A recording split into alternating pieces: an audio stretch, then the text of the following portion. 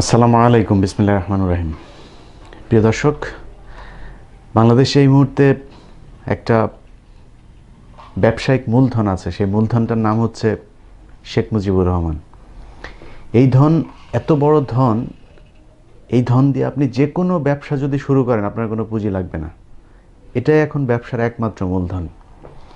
শেখ মুজিবের নাম দিয়ে আপনি মসজিদ দখল করতে পারবেন, রাস্তা দখল করতে পারবেন, মানুষের জমি দখল করতে পারবেন, দোকানপাট দখল করতে পারবেন, সব করতে পারবেন। এই যে বাংলাদেশে এই মুহূর্তে ধরুন আপনারা দেখছেন যে মূর্তি নিয়ে একটা খেলা চলছে। কোরআন, হাদিস, ইজমা, কিয়াস কিংবা বর্তমান যে আলেম ওলামা যারা আছেন সবাই এই বিষয়ে একেবারে একমত। কিছু আওয়ামী ওলামা যারা আছে তারা বাদে, এই যে ফরিদুদ্দিন মাসুদ সহ কিছু সরকারের উচ্ছিষ্টভোগী যারা আছে, এইসব কথিত আলেমবাদে সবাই একমত যে প্রাণীর অবয়ব, মানুষের অবয়ব, এই জিনিসগুলো আপনি তৈরি করতে পারবেন না। তো এখন আপনি সেটাকে তৈরি করে তারপর নাম দিচ্ছেন ভাস্কর্য, অথচ বলা হচ্ছে যে আপনার বাবাকে মানুষ সম্মান করে, সেই সম্মান রেখেই বলছে আপনি অন্য কিছু করেন। আপনার বাবার জন্য তো এমন কিছু নেই আপনি করছেন না। 100 কোটি টাকা বরাদ্দ দিয়েছেন তার জন্মদিন পালন করার জন্য, কেউ তো কিছু বলে নাই। এখন এই জায়গায় কেন? কারণ মানুষের ধর্মীয় যে অনুভূতি সেটাতে আপনি আঘাত দিচ্ছেন, এই কারণে তারা বলছে যে এটা অন্তত করবেন না। তো আপনি যদি আপনার বাবাকে আসলেই ভালোবাসেন, আপনি যদি আসলেই আপনার বাবার প্রতি সম্মান করেন, যদি চান সে কবরের ভেতরে ভালো থাকুক, তাহলে তো অন্তত ওই পাড়ে গিয়ে যাতে লোকটা একটু সুখে থাকে সেই ব্যবস্থাটা করবেন। সেটাও তো করছেন না। তো শেখ হাসিনার আসলে নিজের তো বাবা, তার আমি মনে করি এই মুহূর্তে কথা বলা উচিত। কিন্তু শেখ হাসিনা এই মূর্তি বানানোতে যতটা না আগ্রহী, তার চাইতে বেশি আগ্রহী হচ্ছে আওয়ামী লীগের কিছু নেতা। এর কারণ কি? কারণ এই মূর্তির মধ্যে ব্যবসা আছে। ওই যে বললাম যে শেখ মুজিব হচ্ছে ধনের নাম, এই ধন কিন্তু বিক্রি করে সব জায়গায় চলছে। অতএব এখানেও এই মূর্তি দিয়ে ধন কামানোর একটা সুযোগ আছে। যমুনা টেলিভিশনের 360 ডিগ্রি একটা নিউজ করেছে, বেশ কয়েক মাস আগে করেছিল নিউজটা। সেখানে দেখেছিলাম আপনার মূর্তি বানানোর সেখানে 400 কোটি টাকা করেছে, বরাদ্দ দেওয়া হয়েছে, আরও অনেক গল্প টল্প সেখানে দেখলাম। তো এর মানে হচ্ছে এই যে যারা এখন মূর্তি বানাতে চাচ্ছে, এরা কিন্তু আসলে শেখ মুজিবের প্রতি ভক্তি দেখাচ্ছে না। এটা হচ্ছে ওই যে প্রকল্পের মধ্যে 200-400 কোটি টাকা যাই আসবে, সেই টাকা থেকে মনে করেন 80 ভাগ 70 ভাগ টাকা ভাগাভাগি করে তারপর পকেটে ঢুকাবে। এটা হচ্ছে মূল টার্গেট। চট্টগ্রামের এক ইসকন সদস্য আছে, সাবেক মহিউদ্দিন সাহেবের আপনার পুত্র, তো এই শিক্ষা উপমন্ত্রী নওফেল, সে বলেছে ঘাড় মুটকে দিবে কেউ যদি মূর্তির শেখ মুজিবের ভাস্কর্যের বিরুদ্ধে কথা বলে। নওফেল, তোর বাবা ছিল চোর, জনগণের গম চাল এগুলো চুরি করে এখন কবরে আছে, বাঁশ কতগুলো ভেতরে ঢুকছে সেটা তোর বাপের কাছে গিয়ে কবরে গিয়ে জিজ্ঞেস কর, তুই কার ঘাড় মটকে দিবি? বেয়াদবির একটা সীমা আছে। এই বেয়াদবি করে তারপরে আজকে সে হুট করে সংসদ সদস্য হয়ে আবার মন্ত্রীও হয়ে গিয়েছে। এখন দেমাগ মাটিতে পড়ছে না। তা আওয়ামী লীগের লোকজনের এখন একটা যে অবস্থা দাঁড়িয়েছে, ধরুন আমরা মারা গেলে তো আমাদেরকে কবরে জিজ্ঞাসাবাদ করা হবে, তাই না? ফেরেশতারা এসে জিজ্ঞেস করবে যে মান রাব্বুকা মান দীনুকা। তো আমাদেরকে যে বলবে যে কলা মান রাব্বুকা মান দীনুকা, এসব বলে যে প্রশ্ন করবে, আওয়ামী ধর্মে যারা আছেন তাদেরকে এসব প্রশ্ন করবে না। তাদের প্রশ্ন হবে হচ্ছে ধরুন মান চেতনাকা, তোমার চেতনা কি ছিল, দিন রব এইসব কে ছিল, এইসব জিজ্ঞেস করবে না। ওকে বলবে তোমার মান চেতনাকা, চেতনাটা কি ছিল, এইভাবে প্রশ্ন করবে। তো সেই নওফেল আজকে মূর্তির পক্ষে কথা বলে, ভাস্কর্যের পক্ষে, ইনিয়ে বিনিয়ে তারপরে সেটাকে হালাল করার চেষ্টা করে। কারণ কি? কারণ ওই একটাই, সেটা হচ্ছে এক তোষামোদি করতে হবে যে শেখ মুজিবকে আমরা বিরাট ভালোবাসি, এটা বোঝাতে হবে, এটা বুঝিয়ে অন্য জায়গায় ব্যবসা করতে হবে। আবার কেউ আছে সরাসরি এই মূর্তি থেকেই আপনার ব্যবসা করছে। দেখুন না, মূর্তি, শেখ মুজিবের মূর্তি বানিয়েছে, সেই মূর্তি কি শাহরিয়ার কবিরের ছবি সেটা নাকি মিশা সওদাগরের বোঝা যাচ্ছে না, এরকম এক মূর্তি বানিয়ে বসে রেখেছে। মূল টার্গেট শেখ মুজিবকে সম্মান করা না, টাকা পয়সা কামানো। এই ব্যবসাটা যাদের মাথা এখন ঘেলু একটু পরিষ্কার, তারা কিন্তু এই ব্যবসাটা বুঝতে পেরেছে এবং সেই ধনটাকে, মূলধনটাকে তারা হাতে নিয়ে ব্যবসার কাজ শুরু করছে। তার মধ্যে একজন হচ্ছে আমাদের কথিত ডক্টর জাহিদুল ইসলাম।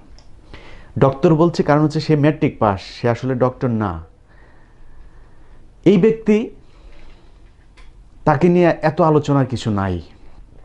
আজকের এই আবার আরেকটা আলোচনা করবো, এর আগে একটা প্রোগ্রাম করেছিলাম, আরেকটা আলোচনা করবো, এটা করতে চাইনি আজকে। করার কারণ হচ্ছে খুব অবাক হয়ে দেখলাম সময় টেলিভিশন, বাংলা ট্রিবিউন, তাদের মতো গণমাধ্যম যাই করেন, দালালি করেন, চুরি করেন, যাই করেন, ন্যাশনাল তো, তাই না? তো ন্যাশনাল একটা গণমাধ্যমের অন্তত এইটুক কাণ্ডজ্ঞান থাকা উচিত। সেই জাহিদ আমাকে নিয়ে আদালতের একটা নোটিশ পাঠিয়েছে, সেটা নিয়েও নিউজ করতে হবে। আজকে তো ওই যে আমার ব্যাংক হিসাব তলব করেছে, তারপরে কনক সারোয়ার সহ, পিনাকি ভট্টাচার্য, মোহাম্মদুর রহমান স্যার, ওনাদের সবার মিলিয়ে প্রায় 35 জনের ব্যাংক হিসাব তলব করেছেন। তো আমাদের ব্যাংকের মধ্যে আন্ডা আছে, খুঁজে নিয়েন, যা আছে সব নিয়ে নিয়েন। এখন এই যে এটা একটা, যদি ন্যাশনাল গণমাধ্যম, বিভিন্ন পত্রিকা, টেলিভিশন নিউজ করেছে, এটা করা যায়, কিন্তু কোথাকার কোন একজন অখ্যাত ব্যক্তি তিনি আদালতে নোটিশ পাঠিয়েছেন, সেটা আপনি নিউজ করলেন। সেই নিউজ কি? ইউটিউবকে নোটিশ পাঠানো হয়েছে, $50 লাখ মামলা করা হবে মানহানির, যদি আমার ভিডিও ইউটিউব থেকে সরানো না হয়। এটা নিয়ে একটু বিশ্লেষণ করা দরকার আছে, যাতে আজকের পর থেকে এই জাহিদ কখনো এই বিষয়টা নিয়ে কোনো কথা বলতে না পারে। আমি কিছু প্রশ্ন ছুড়ে দিচ্ছি, এই প্রশ্নগুলোর উত্তর জাহিদকে আমি তো দীর্ঘদিন ধরেই তো দেখছি, সে তার ফেসবুকে, সেই আমি প্রোগ্রাম করার পর থেকেই নানান ধরনের আজগবি কথাবার্তা সে লিখছে, কিন্তু আসল জায়গায় হিট করছে না। আসল জায়গাগুলো আপনাদেরকে একটু ধরিয়ে দিই। জাহিদ ইউটিউবকে নোটিশ পাঠিয়েছে বাংলাদেশের আদালতে। ইউটিউবকে যদি নোটিশ পাঠিয়ে এত সহজে ইলিয়াস হুসাইনের ভিডিও সরানো যেত, এতদিন ইলিয়াস হুসাইনের চ্যানেল তো দূরের কথা, আমার ফোনও মনে আমার হাতে থাকতো না। আমার চ্যানেলের উপরে যত রিপোর্ট আর যত অত্যাচার হয়েছে, এত অত্যাচার মনে হয় ইউটিউবের ইতিহাসে কারোর চ্যানেলের উপরে হয়নি, টিকে আছে এখন পর্যন্ত। তো আপনি যদি ওইরকম নোটিশ দিয়ে, মনে করেন ধরলাম যে আপনি নোটিশ দিয়ে তারপর করে ফেললেন, আমার চ্যানেল আপনি কিছুদিনের জন্য বন্ধ করলেন, কোর্ট কাছারি এখানে নাই, ইউটিউবের বিরুদ্ধে মামলা করার লোকজন আমাদের এখানে নাই, এত সোজা সম্ভব না। তারপর আপনি করেছেন, কোনো সমস্যা নেই, আপনার সেই স্বাধীনতা আছে। জুকারবার্গকে দেখানো হয়েছে ইউটিউবের সিইও। এবার আপনারাই বলেন, সে যে চিঠিটা পাঠিয়েছে, আসলে কি ইউটিউবের সিইও কি জুকারবার্গ? তাকে বানানো হয়েছে। এবং একটা পত্রিকা সেটা নিয়ে নিউজ করেছে, সেই পত্রিকা সাংবাদিক আবার জাহিদ সাহেবকে ফোন করেছে যে ভাই আপনি তো এটা ভুল লিখেছেন। তো তিনি আবার বলেছেন আমেরিকার কোন এক সাংবাদিক নাকি তাকে বলেছে যে এটাই তো হচ্ছে না, এটাই হচ্ছে ইউটিউবের সিইওর নামে হচ্ছে জুকারবার্গ। ফেসবুক আর ইউটিউব একই জিনিস। সেই জায়গায় একটা গলদ গিয়েছে। তারপরে ভেতরে আসি, তিনি সেখানে ইউটিউবকে বলছে যে মানহানি করা হয়েছে তার বিরুদ্ধে, কল্পনায় কিছু কথাবার্তা বলা হয়েছে যেটা কিনা তিনি করেননি। এক নম্বর হচ্ছে, প্রথম যে প্রোগ্রামটা করা হয়েছিল সেই প্রোগ্রামের মধ্যে মামলা নাম্বার ধরে তারপরে সেখানে উল্লেখ করা হয়েছে। এটা আজগুবি গল্প বানায় ইলিয়াস হুসাইন তার চ্যানেলে তৈরি করে না। ইলিয়াস হুসাইন যদি কথা বলে মাসে $5000 আরামসে ইনকাম করতে পারবে ইউটিউব থেকে, সে সেটা করে না, সে কাজ করে খায় এখানে। আর ইউটিউবে যেটা বলার দরকার ততটুকুই বলে। অতএব এটা আমার ব্যবসার জায়গা না। আমি আপনার বিরুদ্ধে যা বলেছি একদম হাতে প্রমাণ তথ্যাদি নিয়ে তারপরে বলেছে। আপনি প্রমাণ দিবেন যে মামলার নাম্বারগুলো আমি দেখিয়েছি, সেই মামলাগুলো আপনার নামে হয় নাই। সেই মামলার মধ্যে ডিজিটাল নিরাপত্তা অ্যাক্টে তার বিরুদ্ধে একটা মামলা হয়েছে, এবং সেই মামলাতে উল্লেখ করা হয়েছে এজাহারে যে তিনি শেখ মুজিব, শেখ হাসিনা সহ রাষ্ট্রের গুরুত্বপূর্ণ মানুষের বিরুদ্ধে তিনি লেখালেখি করেছেন ফেসবুক, ইউটিউব, এবং তিনি নিজে বই লিখেছেন। যাই হোক, একুশে টেলিভিশনে যে মানুষগুলো ছিল একেবারে নিচের থেকে শুরু করে উপর পর্যন্ত প্রতিটা মানুষের কাছে আমি আইন শৃঙ্খলা বাহিনীর কাছে অনুরোধ থাকলো তাদেরকে জিজ্ঞেস করবেন যে এই ডাক্তার জাহিদ উনি কি আসলে এই বিএনপি পন্থী ছিলেন বা এন্টি গভর্নমেন্ট ছিলেন নাকি আওয়ামীপন্থী লোক ছিলেন। সেই সময়ের তার অসংখ্য বই তিনি একুশে টেলিভিশনের বিভিন্ন মানুষদেরকে তিনি দিয়ে বেড়াতেন। আপনাদের যে দালাল আছে অঞ্জন রায়, তাকেও গিয়ে জিজ্ঞেস করেন, সেও বলবে যে এই জাহিদ আসলে কে ছিল। সে তার মেয়েকে পর্যন্ত ব্যবহার করেছে, তার মেয়েকে দিয়েছে, তার বই, মেয়েও দু একটা বই লিখেছে এবং সেটাতে নাকি তিনি তাকে তার মেয়েকে সহায়তা করেছেন। লেখক পরিচয় পোর্শনে লেখা আছে, দুজনে মিলেমিশে তারপর শেখ মুজিবকে নিয়ে বই লিখেছেন। তো আমি লোক পাঠিয়েছিলাম, তার যে বইগুলো, যে প্রকাশনীর ঠিকানা দিয়ে বইগুলো বের করা হয়েছে, সেই বইগুলো কি আসলেই সেখানে কোনো প্রকাশনী আছে কিনা। এবং সেখানে গিয়ে দেখা গেছে ওই ঠিকানার মধ্যে এই নামে কোনো প্রকাশনীই নাই।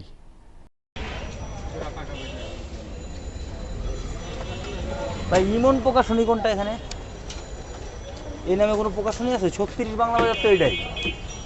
এই বইটি আছে আপনাদের কাছে ভাই? এই যে ডক্টর জাহিদুল ইসলামের মুক্তিযুদ্ধ অজানা গল্প, দোতলায় কিছু গল্পের বই আছে, দোতলায়, তাই না?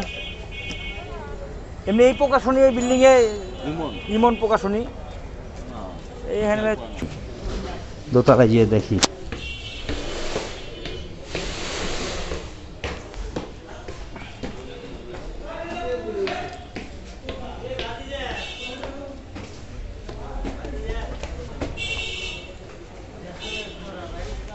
ভাই ইমন প্রকাশনী কি আছে নাকি এখানে? তার মানে হচ্ছে এটা পুরোটাই ফ্রড।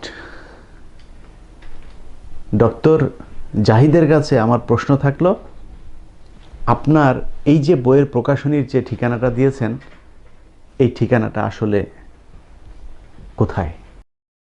তার যে 3 নাম্বার আছে, সেই 3 নাম্বারটা আমি সংগ্রহ করেছি এবং সেখানে তিনি আরেকটা জালিয়াতি করেছেন। সেটা কি?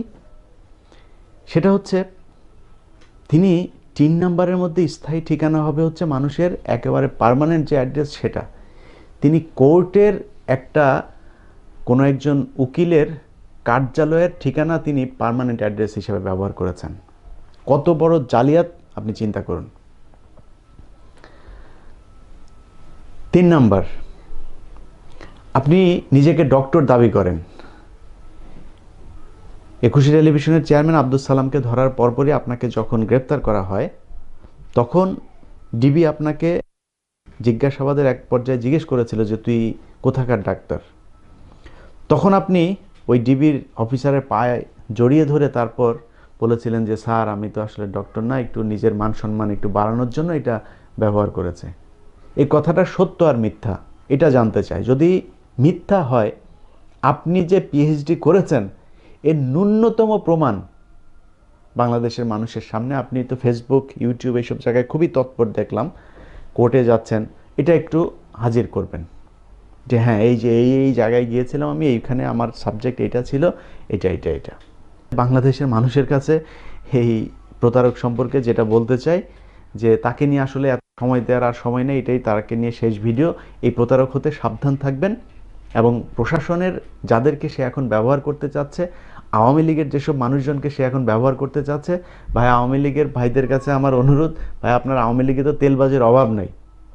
এই নয়া তেলবাজটা যেখানেই যাচ্ছে, যাদের সাথেই ঘুরছে, আমি তো সব শুনছি, তো তাদের কাছে একটু অনুরোধ থাকলো তার ব্যাকগ্রাউন্ডটা জানার জন্য শুধু একটু এই টিভিতে গেলেই চলবে, শুধুমাত্র একটু ইটিভিতে গেলেই চলবে যে তার ভূমিকা ইটিভিতে কী ছিল এবং সে কোন দলের পক্ষের লোক ছিল, এই জিনিসটা একটু জেনে বের করবেন। সবাই ভালো থাকবেন, আল্লাহ হাফেজ।